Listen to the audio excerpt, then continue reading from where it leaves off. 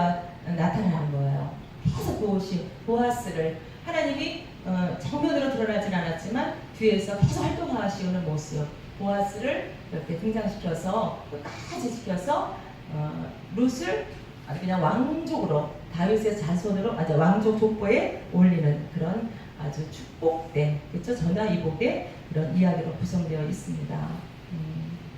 결국 이 전체 내용은 하나님이 그 룻과 보아스와 결혼하여서 예수 그리스도의 조상이 되었다는 이야기를 통해서 하나님 당신은 이스라엘 백성뿐이 아니라 온 열방의 온 민족의 하나님이 되신다는 것을 이렇게 알려주는 거예요. 알려주시는 그런 내용이에요. 그러니까 구원의 보편성, 그렇죠? 구원의 보편성을 지금 말하고 있는 겁니다. 그러므로 우리 성도도 우리 전체 저와 여러분 전체는 룻을 본받아서 어려운 여건 속에서도 경건한 생활 태도와 또 하나님께 대한 사랑을 잃지 말아야 할 것입니다. 또 읽은 뒤에 읽으면 그 시대적으로 맞습니다. 사사기 8장 기도원의 이야기를 듣고 읽고 그 다음에 연결해서 읽기를 읽으면 좋습니다. 오늘 본문 1장을 보겠습니다. 흉년 아비 가족에게 그 모압 땅은 양식과 생명을 보장해주는 그런 안식처가 되지 못했습니다. 오히려 그곳에는 이 가족의 남자들이 모두 죽게 되는 그런 비극을 맞이하게 됩니다.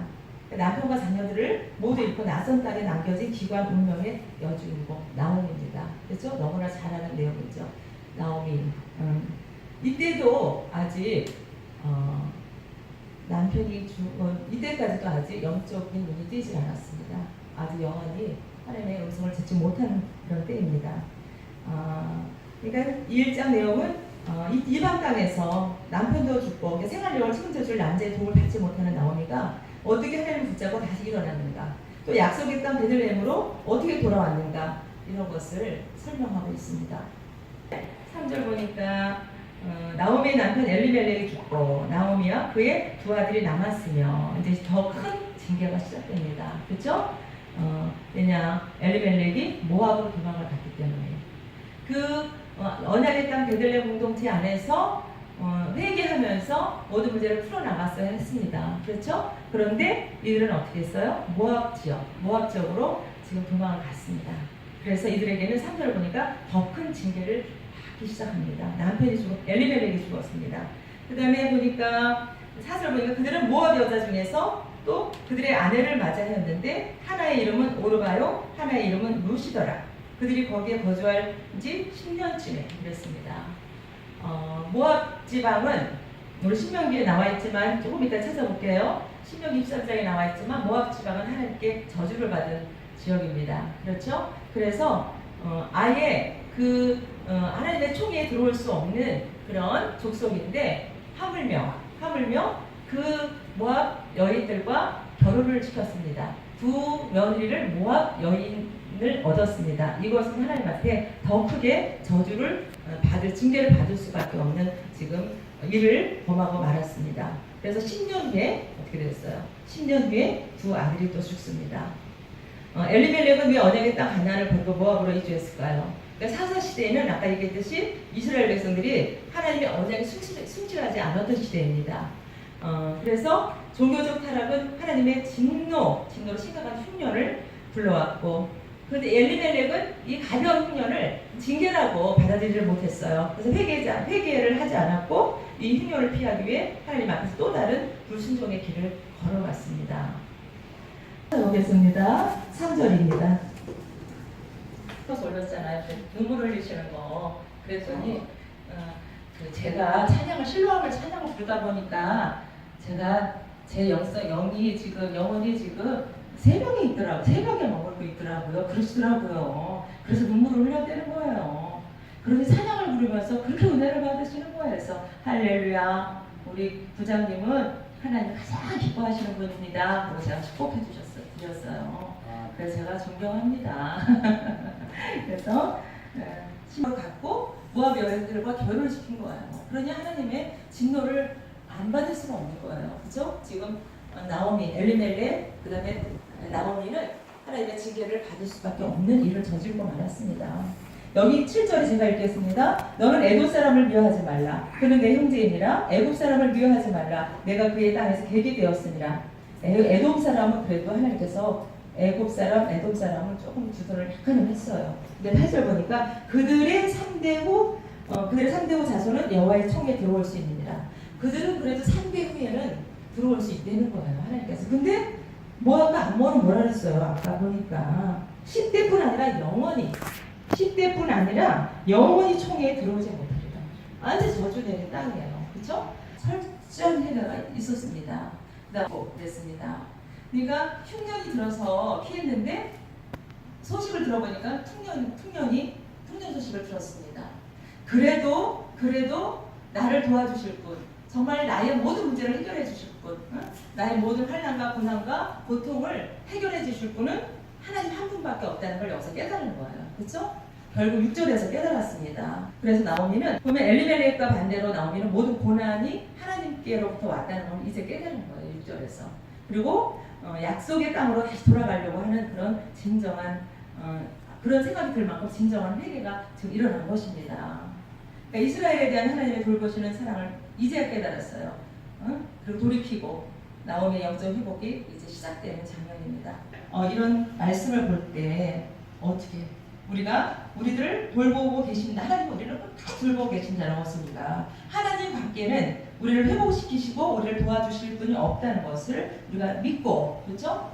세상으로 다른 방법으로 엘리멜렉과 같이 다른 방법으로 다른 쪽으로 이렇게 나가면 더 징계가 있다는 것, 그것을 우리가 확신하시기 바랍니다. 어떻게 해야 돼요?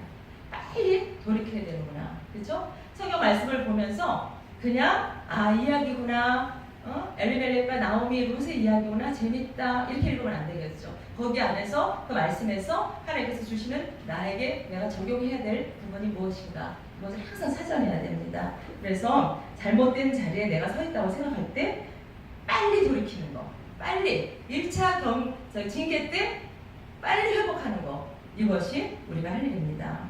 사람이 살다 보면 실수가 있습니다. 그렇죠? 우리가 완벽하지가 않아요. 우리가 허술한 데가 참 많습니다. 실수도 있고 잘못할 수 있습니다. 중요한 것은 잘못된 자리에 그 어떤 길에 서 있다는 것을 깨달았을 때 그 길에서 빨리 돌아서서 회개하는 것, 유턴하는 것이 아주 중요합니다. 어머니와 함께 가기로 결심을 합니다. 15절에 보니까 그 부분에 보니까 어머니께서 가시는 곳에 나도 가고 어머니께서 유숙하시는 곳에서 나도 유숙하겠나이다. 이런 신앙의 결단을 합니다. 이거 왕가가 된, 그렇죠? 다윗의 왕가의 오른, 족보에 오른 그런 믿음의 근원입니다. 그 다음에 두 번째, 하나님의 편에 서로를 결심하는 룻을 볼 수 있습니다. 16절에 보니까 어머니의 백성이 나의 백성이 되고 어머니 하나님이 나의 하나님이 되시리니, 이렇게 영적인 그 어머니와 시어머니와 자기를 어떤 영적인 인연으로 이렇게 보고 있는 것입니다. 있을 것을 결심했습니다. 17절입니다. 어머니께서 죽으시는 곳에서 나도 죽어 거기 장사될 것이라. 만일 내가 죽는 일 외에 어머니와 떠나면 여호와께서 내게 벌을 내리시고 더 내리시기를 원하나이다. 끝까지 시어머니를 모시겠다고, 함께하겠다고 결단을 합니다. 성경 말씀을 통해서 하나님의 마음을 우리가 볼 줄 알아야 되는 것입니다. 이제 말씀을 서로 나누었는데 혹시 여러분들은 하나님 보시기에 그런 부끄러운 길에 서 있지는 않습니까? 우리가 이렇게 말씀을 통해서 우리 자신을 돌아봐야 되겠습니다. 우리가 신앙은 지혜로워야 합니다. 신앙은 지혜로워야 합니다. 미련함은 어떻게 했어? 1절부터 보니까 미련함은 더 맞아요. 그렇죠? 더 맞습니다. 약하게 맞았을 때, 약하게 하나님께 경고했을 때, 이상하게 물질이 뭐가 막혀. 그렇죠? 사업이 막힌다, 직장이 막힌다, 물질이 막힌다, 건강이 막힌다, 뭐가 잘 안 풀려. 그럴 때 어떻게 해야 돼요? 하나님 앞에 회개해야 되는 거예요. 내가 하나님 무엇이 잘못되어 있습니까? 제가 하나님 베들레헴 공동체 안에 지금 서 있습니까? 하나님 앞에 하나님 말씀 안에 지금 들어와 있습니까? 아니면 제가 모압에 있습니까? 제 영혼이 어디 지금 암몬에 있습니까, 하나님? 아니면 여리고에 있지는 않습니까? 하나님한테 물어봐야 돼요. 회개하면서 기도해야 돼요. 요나야가 하나님께서 니느웨로 가라 그래서 어디로 갔어요? 다시스로 갔죠.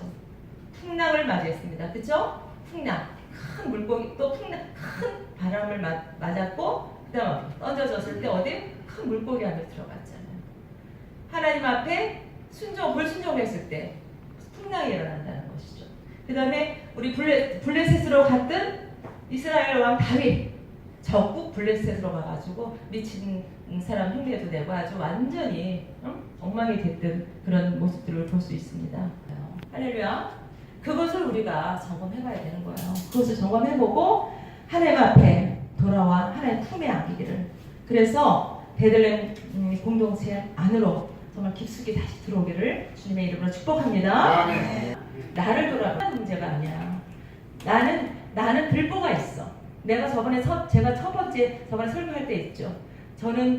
저희들은 다른 사람을 비판할 자격이 없어요. 다른 사람을 비판할 만큼 그렇게 선하지 않아요. 그리고 다른 사람을 비판할 만큼 시기 질투할 만큼 그렇게 잘나지 않았어요.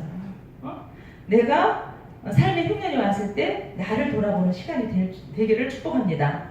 그러니까 나의 고난을 통해서 하나님의 뜻이 무엇인지, 하나님의 뜻이 무엇인지, 하나님의 계획이 무엇인지 꼭 돌아보고 기도하고 회개하면서 찾아내서 아주 베들레헴 공동체로 하나님의 날개 말씀 안으로 다시 들어오는 그런 시간이 되기를 주님의 이름으로 축복합니다.